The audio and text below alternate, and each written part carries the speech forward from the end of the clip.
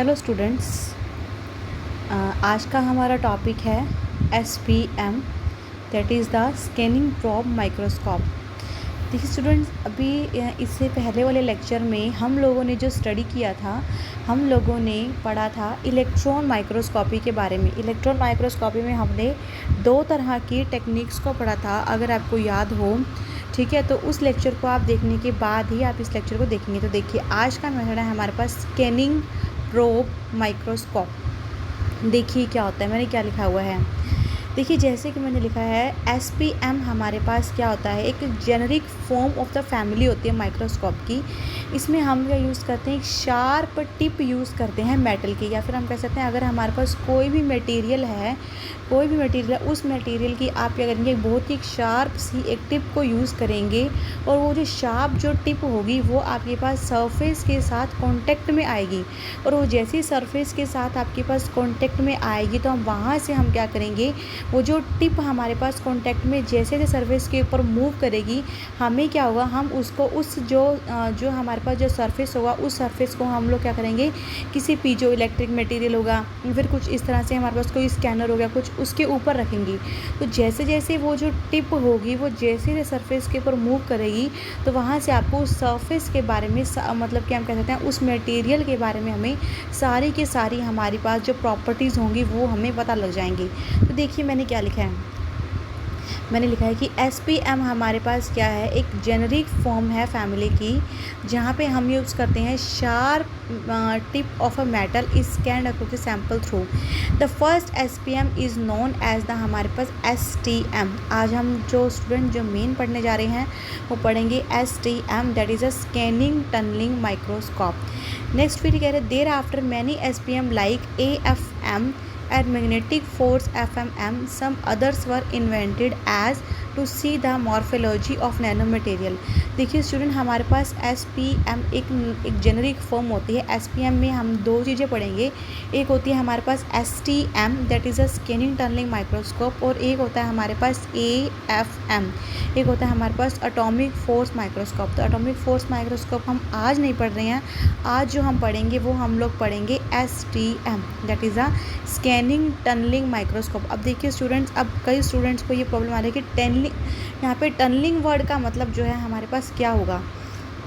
देखिए स्टूडेंट्स, हमने 5th Sam में क्वांटम मैकेनिक्स में क्वांटम टनलिंग फिनोमेना पढ़ा था। देखिए टनलिंग फिनोमेना में हमारे पास क्या था, मैं आपको जनरली बता रही हूँ। जैसे कि मान लीजिए ये मेरे पास एक बैरियर है, ठीक है स्टूडेंट, और यहाँ मेरे पास एक बैरियर है, और यहाँ मेरे पास ये जो मैंने ड्रॉ किया, मान लीजिए ये मेरे पास इलेक्ट्रॉन है।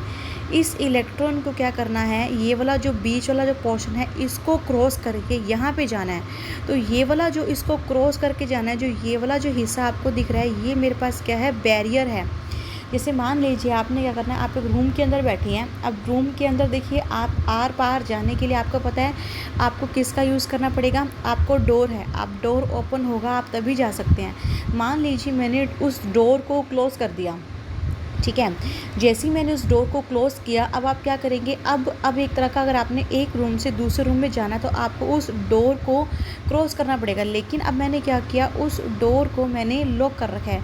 तो अब क्या हुआ, ये जो डोर है, आपको ये जो डोर है ये क्रॉस करके जाना होगा, लेकिन आप क्रॉस नहीं कर सकते। तो मतलब ये जो डोर मैंने क्लोज़ कर दिया, अब ये आपके रास्ते में क्या बन गया, एक बैरियर बन गया। अब आप कैसे इस बैरियर को क्रॉस करेंगे वो आपने सोचना है। तो यही चीज़ है हमारे पास, टनलिंग का मतलब यही होता है कि ये मेरे पास इलेक्ट्रॉन है, और ये मेरे पास एक, इसको बोलते हैं टनल इफेक्ट। मतलब उसको क्या करना पड़ेगा, टनल करके जाना पड़ेगा।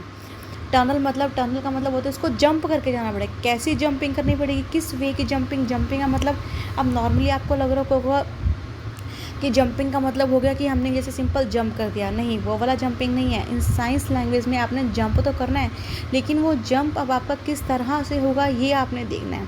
तो आप एक इलेक्ट्रॉन से एक पॉइंट से दूसरे पॉइंट तक कैसे जाएंगे, आपने ये चीज़ को देखना है। तो मैंने यहाँ पे आपको सबसे अच्छा क्लियर टनलिंग का मतलब हमारे पास क्या होता है मैंने आपको वो बता दिया, ठीक है स्टूडेंट। अब देखिए इसका प्रिंसिपल, सबसे पहले देखिए ध्यान से क्या लिख रहा है, scanning tunnelling microscope is use to see individually atoms on the surface of a sample in 3D।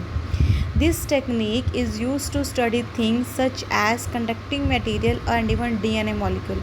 हमारे पास जो डीएनए होता है ना, डीएनए के जो मॉलिक्यूल होते हैं हम उसको भी स्टडी कर सकते हैं। ये इतनी ज़्यादा हमारे पास हाईली रेजोल्यूशन टेक्निक है एसटीएम, ठीक है। तो एसटीएम से कह सकते हैं अगर आपने किसी एक सिंगल एटम के सरफेस को ऑब्जर्व करना है तो आप वो भी कर सकते हैं, और अगर आपने किसी जैसे कि डीएनए मॉलिक्यूल के साइज को अगर आपने मेज़र करना है तो आप वो भी कर सकते हैं। देखिए स्टूडेंट, मैं यहाँ पे आपको एक चीज़ क्लियर कर दूँ, हम लोगों ने क्या किया था, हम लोगों ने अभी तक हम लोगों ने क्या किया है, जो हमारे पास जो मटेरियल्स था, मटेरियल्स को हम नैनोमीटर की साइज़ में कैसे बनाते हैं वो तो मैंने आपको बता दिया, ठीक है। अब हम लोग क्या कर रहे हैं, मान लीजिए अब आपके पास कोई मटेरियल है, मान लीजिए मैंने कहा कि कोई मटेरियल आपके पास मैंने आपको 5 नैनोमीटर का दे दिया। अब उस 5 नैनोमीटर में ऐसी क्या क्या खासियत है जो उसको बल्क मटेरियल से अलग बना रहा है, तो उसमें क्या क्या खासियत है, मतलब कि उसमें हम ऐसी कौन कौन सी प्रॉपर्टीज़ को ऑब्जर्व कर रहे हैं 5 नैनोमीटर में जो हम एक 5 सेंटीमीटर वाली मटेरियल में नहीं कर सकते, पर एक 5 नैनोमीटर वाले मटेरियल में हम उस प्रॉपर्टी को ऑब्जर्व कर सकते हैं। तो हमें उस प्रॉपर्टीज़ को ऑब्जर्व करने के लिए, उनकी करैक्टरिस्टिक्स को ऑब्जर्व करने के लिए ये सारे टेक्निक्स हम लोग पढ़ रहे हैं, ठीक है। तो हमारा मेन पर्पस ये है कि हमने उसकी प्रॉपर्टीज़ को स्टडी करना। तो एसटीएम भी हमारे पास एक ऐसी टेक्निक है कि अगर मान लीजिए कोई भी आपके पास सरफेस, अगर आपके पास कोई भी मटेरियल अगर आपके पास नैनोमीटर की साइज़ का आ गया, तो अगर आपको कोई कहे कि हाँ भाई इसमें क्या क्या करैक्टरिस्टिक्स हैं, तो आप इन टेक्निक्स की हेल्प से आप क्या करोगे, इन माइक्रोस्कोपी की हेल्प से आप लोग क्या करोगे, उसकी करैक्टरिस्टिक्स को बताओगे। तो देखिए अब इसका देखिए प्रिंसिपल पढ़ते हैं हम लोग, क्या कह रहे हैं। Scanning tunnelling microscope is based on the principle of electron tunnelling.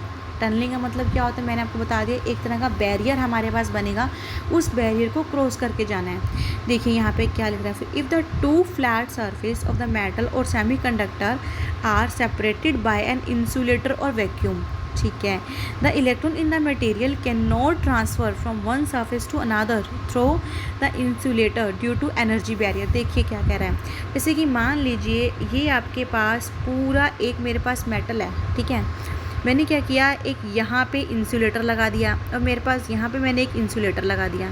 Same यहाँ पे मेरे पास इलेक्ट्रॉन है, इस इलेक्ट्रॉन को यहाँ पे आना है, तो यहाँ पे मेरे पास देखो, यहाँ पे मेरे पास है मेटल, ठीक है, और ये भी मेरे पास है मेटल, मतलब मेटल, और ये जो बीच वाला पार्ट है ये मेरे पास है इंसुलेटर। तो देखो इलेक्ट्रॉन को इस पॉइंट से इस पॉइंट तक आना है, तो उसको इस बैरियर को क्रॉस करना पड़ेगा। ये वही चीज़ कह रहा है कि आपने क्या किया, एक फ्लैट सरफेस ले लिया, उस फ्लैट सरफेस में 2 मेटल के पीस है मान लीजिए, और उसमें बीच में इंसुलेटर डाल दिया।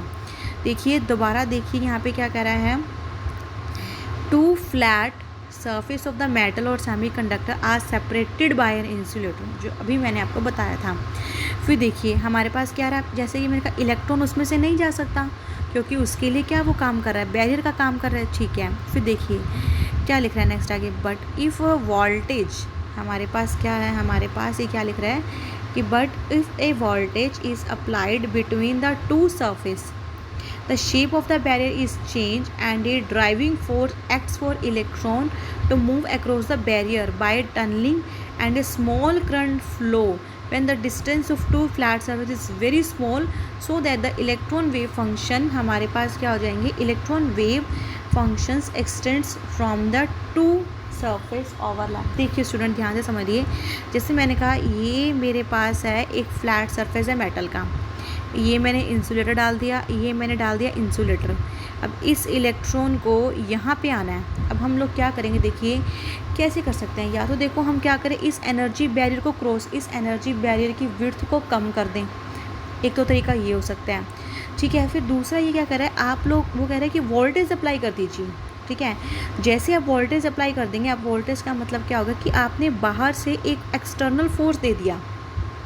देखिए या तो अब इन दोनों, या तो क्या होता है कि ये तो एक चीज़, एक देखो एक तो होता है कि हमारे पास देखिए नेचर में हमारे पास कोई चीज़ होती है जो अपने आप हो जाती है। अब देखिए अब कोई चीज़ अगर हमारे पास नेचर में नहीं हो रही है तो आपको क्या करना पड़ेगा, आपको उसको एक्सटर्नली फोर्स अप्लाई करना है, तो वही हम लोग कर रहे हैं। हम इसको वोल्टेज अप्लाई कर रहे हैं, एक तरह का मतलब इसको एक्सटर्नली फोर्स अप्लाई कर रहे हैं। जैसे उसको एक्सटर्नली फोर्स अप्लाई करेंगे तो ये जो विड्थ है ना, ये विड्थ हमारे पास कम हो जाएगी बिल्कुल, और जैसे ही विड्थ हमारे पास कम हो जाएगी तो इलेक्ट्रॉन जो है ईजिली, तो क्या करेगा, यहाँ से इसको क्रॉस कर जाएगा। मतलब कि देखिए अब पहले मेरे पास विड्थ ये थी, लेकिन अब देखिए अब हमारे पास क्या होगा, कुछ विड्थ जो है पहले मेरे पास ये, ठीक है, और ये बिल्कुल दूसरी लाइन कुछ इस तरह से आ जाएगी, विड्थ हमारा बिल्कुल कम हो जाएगी। अब मेरे पास क्या करेगा, हमारे पास जो यहाँ इलेक्ट्रॉन था वो इसको क्रॉस करके यहाँ पे आ जाएगा, और क्या करेगा, ड्यू टू वोल्टेज डिफरेंस हमारे पास करंट का भी फ्लो होना स्टार्ट हो जाएगा। ठीक है, तो बेसिकली हम लोग क्या कर सकते हैं, ये दोनों जो हमारे पास बैरियर हैं, ये दोनों के फंक्शंस हमारे पास क्या करेंगे, एक दूसरे को ओवरलैप कर जाएंगे। ठीक है, तो यही जो सारा कुछ जो मैंने आपको भी लिखा था वही मैंने आपको यहाँ पे समझा दिया है। ठीक है स्टूडेंट्स, अब देखिए उसके बाद फिर हमारे पास क्या होता है। देखिए स्टूडेंट ध्यान से देखना, इस डायग्राम को समझना सबसे इम्पॉर्टेंट रोल है। देखिए यहाँ पे हम लोग क्या यूज़ करते हैं, ये है मेरे पास टिप। ठीक है, ये देखिए ये मैंने लिखा हुआ है टिप, मतलब कौन सी टिप है, जो हम कह रहे हैं जो कि मेटल की टिप। यहाँ पे कौन सा मेटल होगा, जैसे कि आप यूज़ कर सकते हैं, जैसे कि देखिए मैंने यहाँ पे लिखा हुआ है, यहाँ पे आप कैसा मेटल यूज़ करेंगे, ये देखिए जैसे कि टंगस्टन और प्लेटिनम, कुछ इस तरह से आप लोग इसमें क्या यूज़ कर देंगे, यहाँ पे हम लोग टिप यूज़ कर देंगे। जैसे कि मान लीजिए मैंने कोई एक शार्प एक टिप ले ली। ठीक है स्टूडेंट, जैसे ही शार्प टिप को मैंने क्या किया, देखो ये सैंपल से कनेक्टेड है, बिल्कुल शार्प टिप है, बिल्कुल इस तरह से, ये कुछ इस तरह से। ठीक है, बिल्कुल शार्प टिप ले ली, ये सैंपल से कनेक्टेड है। तो देखिए और सैंपल किसके ऊपर रखा हुआ है, ध्यान से देखिए, ये मेरे पास टिप है, यहाँ देखिए इसी चीज़ को इसने यहाँ बना रखा है, ये देखो ये मेरे पास टिप और ये टिप सैंपल, और सैंपल देखो किसके ऊपर पड़ा है, सैंपल पड़ा है हमारे पास PZT स्कैनर।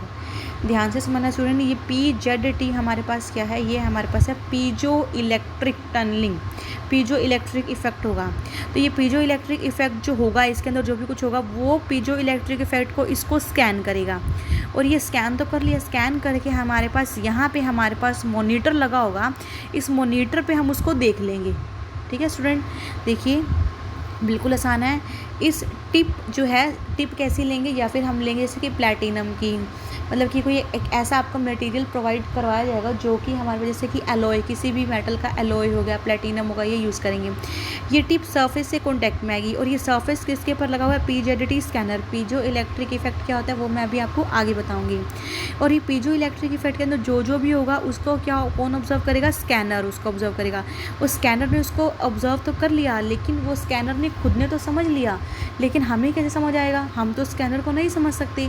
फिर स्कैन क्या करेगा, उसको डिस्प्ले के अंदर हमें प्रोवाइड कर देगा, डिस्प्ले के अंदर हमें सारी जो है पिक्चर आ जाएगी, और उस पिक्चर को हम फिर क्या करेंगे, उसको न्यूमेरिकली उसको स्टडी कर लेंगे। वहाँ से हमें क्या पता लग जाएगा, हमें पता लग जाएगा कि किस हमें कि जो नैनोमीटर का अगर मेरे पास कोई सरफेस है तो उसके अंदर हमारे पास क्या क्या उसकी कैरेक्टरिस्टिक्स हमारे पास हैं।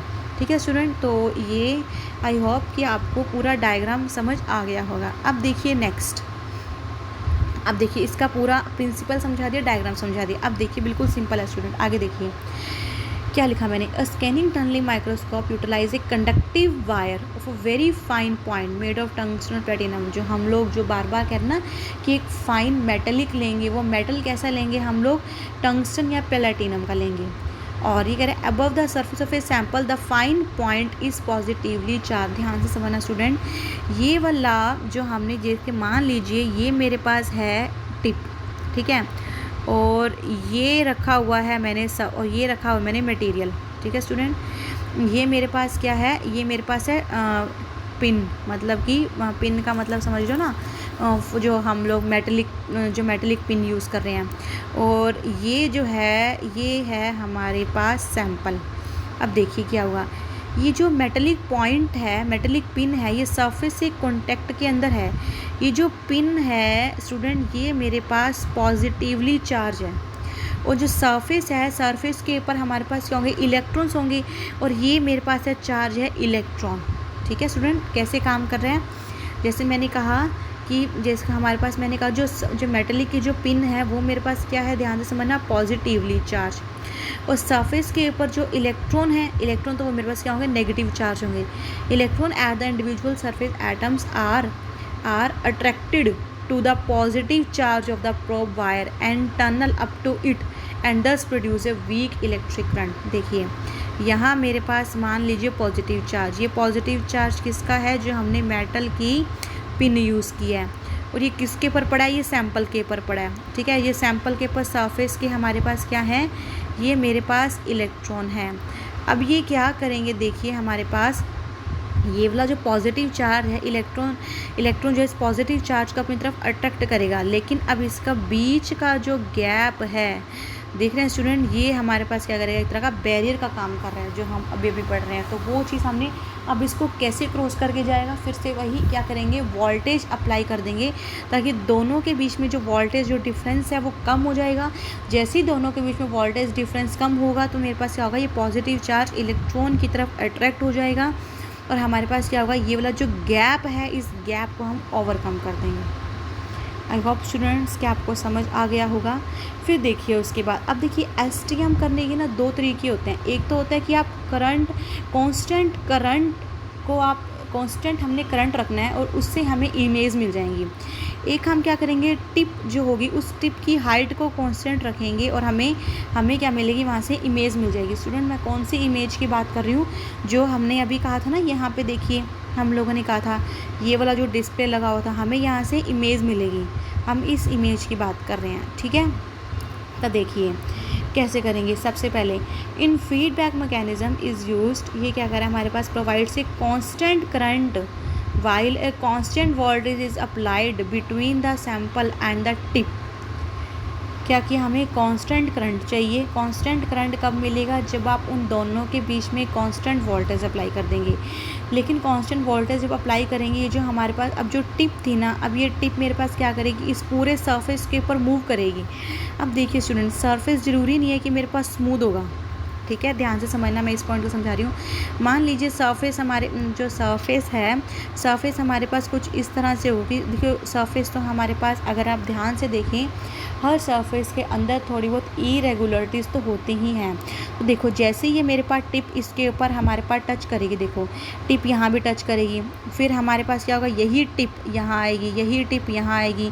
अब देखो कहीं पे हमारे पास हाइट ये है, कहीं पे हाइट ये है, तो देखो टिप की जो हाइट है, टिप की हाइट में वेरिएशंस आ रहे हैं। तो इसमें अगर आपको कांस्टेंट करंट से इमेजेस लेनी है तो आपको क्या होगा, हमें क्या होगा, इसकी जो हाइट्स हैं, किसकी हाइट्स में, जो पिन की जो हाइट्स हैं वो मेरे पास क्या करेंगी, वेरी करेंगी।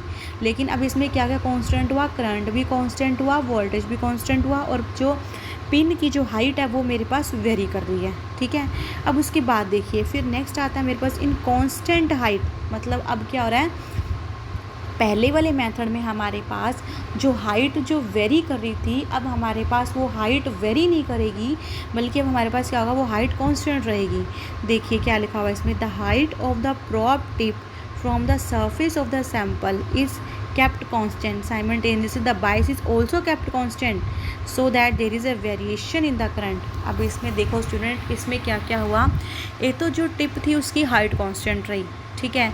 फिर सेकंड नंबर पे हमारे पास आया कि इसमें हमारे पास वोल्टेज कांस्टेंट रही।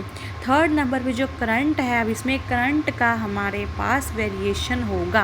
तो ये दो मेथड हैं, इन दोनों ही मेथड से आप चाहे तो आप करंट को कांस्टेंट रख लीजिए, या फिर आप जो पिन की जो हाइट है उसको कांस्टेंट रख दीजिए, जिस मर्जी को आप कांस्टेंट रखिए। आपका जो सैंपल, आपका जो उसकी करैक्टरिस्टिक्स है, दोनों में ही आपको इसकी मदद मिलेगी, ठीक है स्टूडेंट्स।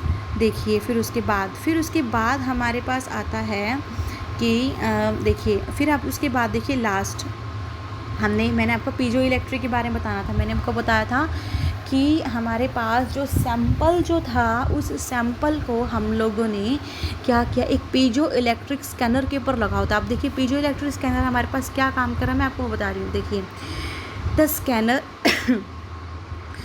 ये हमारे पास है कि the scanner used in STM is generally a piezo electric. The scanner use in STM is generally piezo electric. देखिए स्टूडेंट, पीजो इलेक्ट्रिक हमारे पास एक फिनोमिना होता है। पीजो इलेक्ट्रिक फिनोमिना में क्या होता है, जैसे कि मान लीजिए ये मेरे पास एक क्रिस्टल है, ठीक है। इस क्रिस्टल मेरे पास एक मैंने इलेक्ट्रोड यहाँ रख दिया, एक इलेक्ट्रोड यहाँ रख दिया, इन दोनों इलेक्ट्रोड के बीच में ना वोल्टेज डिफरेंस है। तो मुझे क्या करना है, हम लोगों को क्या करना है, इस वोल्टेज डिफरेंस को हम लोगों को कम करना है, ठीक है। तो जैसे इस वोल्टेज डिफरेंस को कम करेंगे तो देखिए हमारे पास क्या होगा, ये जो हमारे पास जो क्रिस्टल का जो ये जो इलेक्ट्रोड जो रखे हुए हैं, ये दोनों आपस में क्या करेंगे, या तो पास आएंगे या आपस में एक दूसरे से और दूर हो जाएंगे। तो इसमें क्या होगा, क्रिस्टल का जो मूवमेंट हो रही है, तो हमारे पास due to voltage is called piezo electric effect. देखिए स्टूडेंट, ध्यान से सुनिए definition. If we put electrodes on opposite sides of a crystal and apply a voltage across the crystal, it will expand or contract. Any movement of the crystal due to voltage is called piezoelectric effect. अगर ये मान लीजिए मेरे पास crystal है और दो मैंने electrodes लगा दी है, अगर आप इसमें वोल्टेज अप्लाई करेंगे तो ये जो इलेक्ट्रोड्स हैं या तो ये आगे हो जाएंगी या फिर ये पीछे हो जाएंगी। देखो, अगर आगे हो या पीछे हो तो ओवरऑल क्रिस्टल के ऊपर तो इफेक्ट पड़ ही रहा है। तो ये जो क्रिस्टल के ऊपर जो इफेक्ट पड़ रहा है इसको बोलते हैं हम लोग पीजो इलेक्ट्रिक इफेक्ट। ठीक है स्टूडेंट, तो देखिए पीजो इलेक्ट्रिक का मतलब आपको समझ आ गया। अब देखिए फिर क्या करें, the probe tip about the size of a single atom sits on the piezo electric tube. बिल्कुल ठीक है, क्योंकि सैंपल हमारे पास किसके ऊपर पड़ा है, पीजो इलेक्ट्रिक ट्यूब के ऊपर पड़ा है, और सैंपल के जस्ट ऊपर क्या है, हमारे पास टिप है। फिर हमारे पास कह रहा है when voltage is applied to electrode attach to the tube. ठीक है, ये जो पीजो इलेक्ट्रिक ट्यूब की बात कर रहे हैं, मतलब देखो अगर मेरे पास इस तरह से कोई ट्यूब है, मतलब मेरे पास क्या है, ये ट्यूब है और यहाँ पे मेरे पास दो इलेक्ट्रोड्स हैं, ये बात करें। देखिए tube and adjustment is made to keep the tunnelling current constant which also keeps a tip at a constant distance from the sample while and area is a scan. ठीक है स्टूडेंट, फिर the movement of piezoelectric tube is recorded and displace as an image of a sample surface. जो मैंने आपको वही same बताया है कि जैसे पीजो इलेक्ट्रिक के अंदर जो भी हलचल होगी उस सारी हलचल को कौन रिकॉर्ड कर लेगा, उस सारी हलचल को हमारे पास रिकॉर्ड करेगा पीजो इलेक्ट्रिक स्कैनर। और वो स्कैनर हमें क्या करेगा, हमें ह्यूमन की लैंग्वेज में जो कि हमें समझ आ जाए, हमें एक मॉनिटर की फॉर्म में हमें वो प्रोवाइड करेगा और वहाँ से हम सारी कैरेक्टरिस्टिक्स को रिकॉर्ड कर लेंगे। ठीक है स्टूडेंट, तो बहुत ही इंपॉर्टेंट टॉपिक है आज जो टॉपिक है मेरे पास STM, ये हमारे पास कंप्लीट हो गया। नेक्स्ट कल हम लोग जो टॉपिक पढ़ेंगे नेक्स्ट लेक्चर में वो हम लोग पढ़ेंगे AFM, that is atomic force microscopy. 4 he techniques हैं इसमें और जिसमें से मैंने आपको 3 करवा दी हैं, 2 मैंने आपको लास्ट लेक्चर में प्रोवाइड करवाई है, 1 आज हो गई है, 1 रह गई है AFM। ठीक है, तो इसके बाद हम कह सकते हैं कि आपका यूनिट 4 का 50% यूनिट आपका कंप्लीट हो जाएगा, फिर 50% रह जाएगा, वो हम लोग नेक्स्ट लेक्चर्स में कंटिन्यू करते रहेंगे। ठीक है स्टूडेंट्स, आप लोग इसी लेक्चर को देखिए ध्यान से। Okay students, thank you.